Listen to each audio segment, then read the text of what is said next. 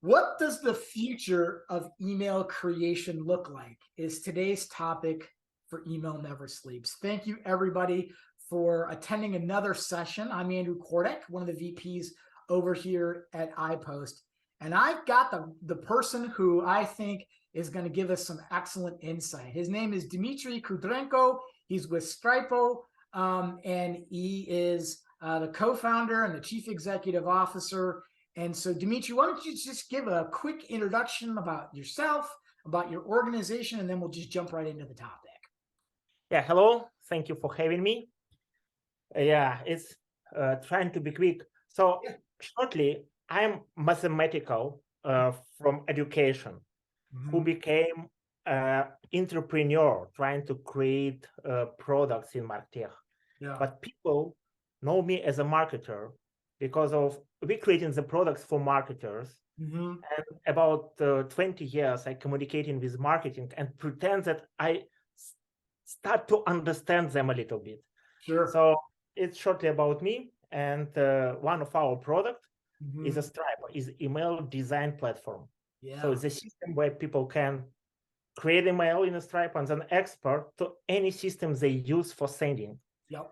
So the specific things that we're focusing only on email production, not on sending emails, not on, I don't know, deliverability and analytics and data gathering, only mail production. And it makes us different. Yeah, and I'm a big fan, right? And so I actually talked to our creative director here. I said, hey, look, I'm having this email number sleeps with Stripo and the CEO. And he's like, oh, it's a great tool. So let's jump into the topic, right? Yep. A lot of people today design emails and they have different processes and different ways of doing it. You know, as you've been in this business and the product that you guys have over there, I'm curious, when we start talking about what's the future look like, the future of email creation, I'm curious as to what your thoughts are, because I certainly have some thoughts. Yeah, you know, when we're speaking about the future of email creation, we have to understand there are about 4 different stakeholders here. It's like email clients. So if, I don't know, Gmail changes how it shows the promotional emails, a lot of things would be changed on email creation. From other side is ESP, is a logic that is behind of email creation, automatic, how you can use dynamic content. It's another like stakeholder here.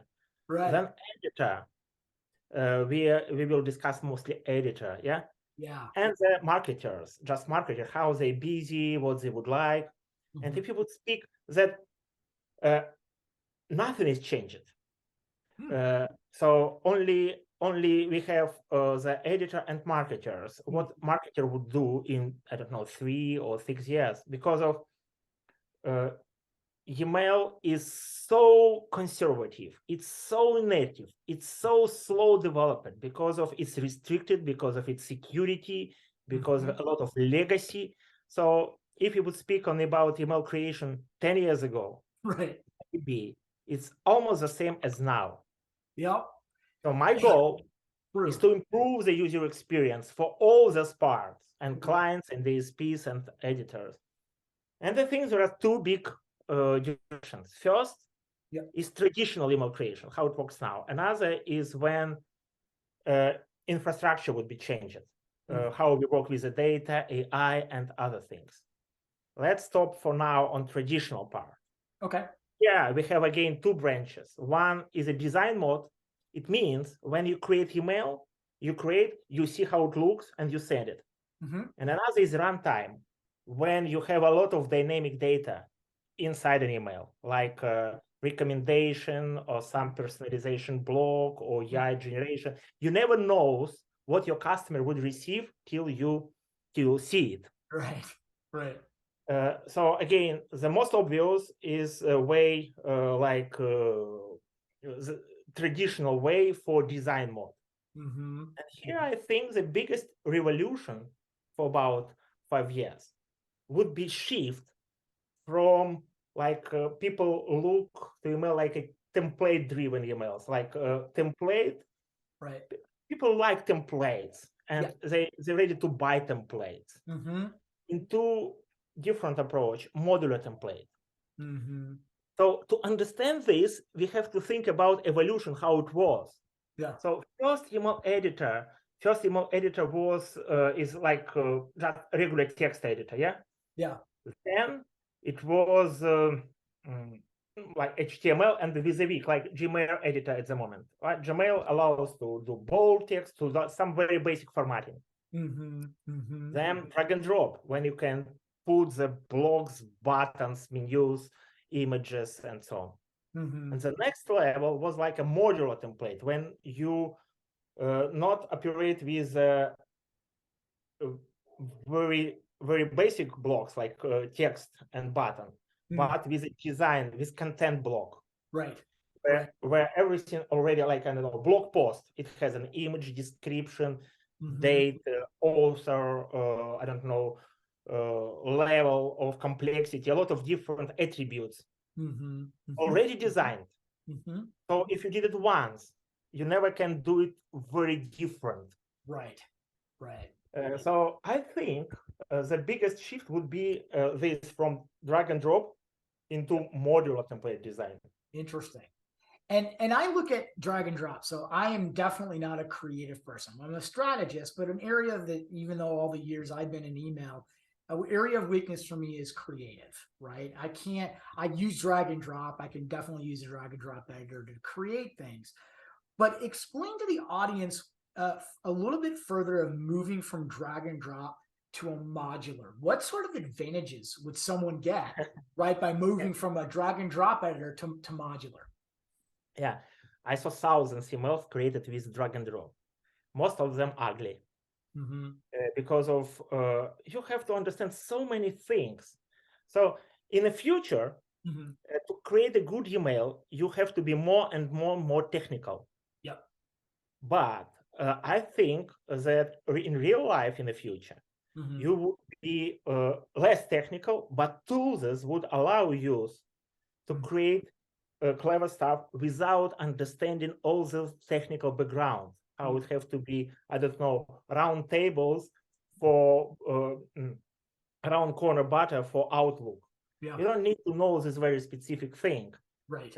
But the tool where you created have to care about this.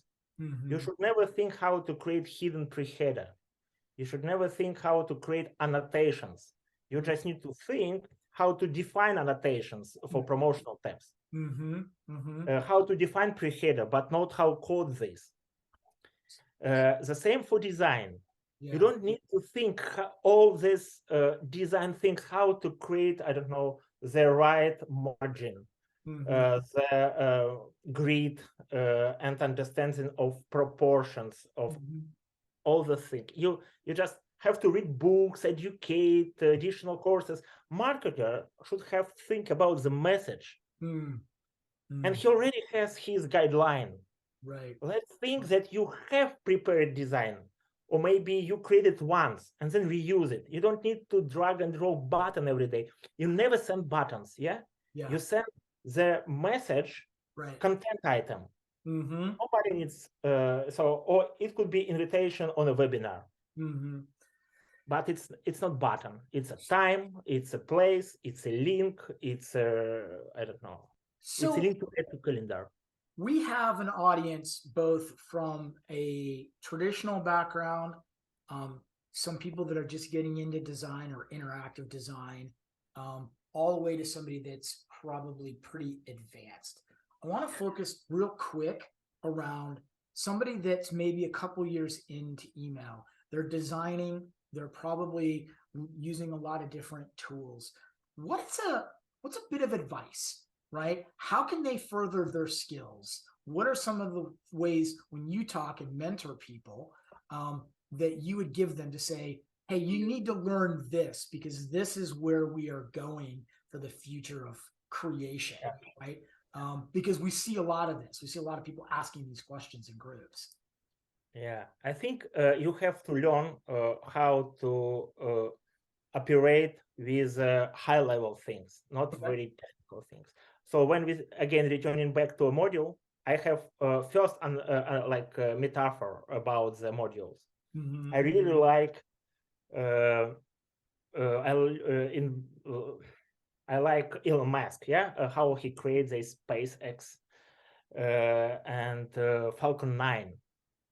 The main idea that when it costs a lot to create, like you mentioned, dynamic email, to create the rocket. Right. But if you reuse things, if you just need to refuel rocket for the next launch, it's much easier than create another one from scratch. Right. Right. The same for modules. Let's think that you have a modules for questionnaire, or for gamification. You just need to configure it. You don't need to think how they build this AMP or very advanced style things for gamification. Just reuse it. Right. And I think that, very quickly, and I think the future that you would have a lot of ready-to-use solutions like modules. You can just drag and drop and very easy adopt it for your needs. That's interesting. Another thing, and I've talked, and when I owned my own agency, we hired a lot of interactive designers. And one of the things that we always used to talk about is speed to get an email out the door. And I've heard of processes being months. I've heard of processes being weeks. I've heard of processing being hours, right? And so someone has asked me in the past, Andrew, how do I get over the speed hump, right? I'm being asked to do way more very quickly. Exactly. And how does that work in your world, right? Like, what would you say to somebody that says, I gotta go fast? Yeah, it's very dependent on the role in the company, on the process, and a lot of things. What I meant that the speed is vitally important for agencies. Yeah. But people who send in their campaigns, they not care about speed at all. Yeah. I know that by statistic from the designing, planning, text, it's about 24 hours in average for one new promotional email. 24 hours, including approval process and everything. But today I have a talk with a company. They did multilingual emails, and usually it spent more than 1 month for one email. Because of they have to prepare text, approve it, because of changes it's very hard to then send to different departments for translation. Then you build different versions, different images, different a lot of different like localization stuff. And then deploy this, send and analyze. So